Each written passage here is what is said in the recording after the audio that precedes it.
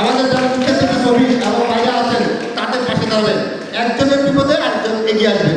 নির্যাতিত মোটর শ্রমিক একতা ঐক্য সমগ্র বাংলাদেশের চট্টগ্রাম সিটি গেট শাখার শুভ উদ্বোধন করা হয়েছে। সিটি গেট শাখার নবগঠিত কমিটির নেতৃবৃন্দের ব্যবস্থাপনা আয়োজিত এই অনুষ্ঠানে সভাপতিত্ব করেন মোহাম্মদ রকি।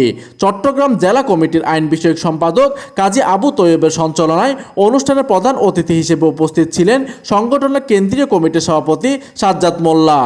চট্টগ্রামের সিটি গেটে বর্ণাঢ্য আয়োজনের মধ্য দিয়ে নির্যাতিত মোটর শ্রমিক একতা ঐক্য সমগ্র বাংলাদেশের সিটি গেট শাখার শুভ উদ্বোধন সম্পন্ন হয়েছে। গত শুক্রবার 9 জানুয়ারি আয়োজিত এই উদ্বোধনী অনুষ্ঠানে সংগঠনের বিভিন্ন পর্যায়ের কেন্দ্রীয় ও স্থানীয় নেতৃবৃন্দ উপস্থিত ছিলেন। উক্ত অনুষ্ঠানে বিশেষ অতিথি হিসেবে উপস্থিত ছিলেন আকবর্ষ থানা যুবদলের সাবেক সদস্য সচিব ইলিয়াস খান, চট্টগ্রাম সিটি বাস ও মিনি বাস মালিক সমিতির সভাপতি মোহাম্মদ শহীদুল ইসলাম, চট্টগ্রাম হালকা মোটরযান শ্রমিক ইউনিয়নের সাবেক নির্বাচন কমিশনার মোহাম্মদ আনিসুল ইসলাম। উক্ত অনুষ্ঠানে সংগঠনের বিভিন্ন জেলা উপজেলা ও শাখার অন্যান্য নেতৃবৃন্দ সহ স্থানীয় শ্রমিকরা উপস্থিত ছিলেন। প্রতিনিধি নুরুল আমিন সোহেলের তথ্য ও পাঠানো চিত্রে ডেস্ক নিউজ, দিগন্তের বার্তা 24, চট্টগ্রাম।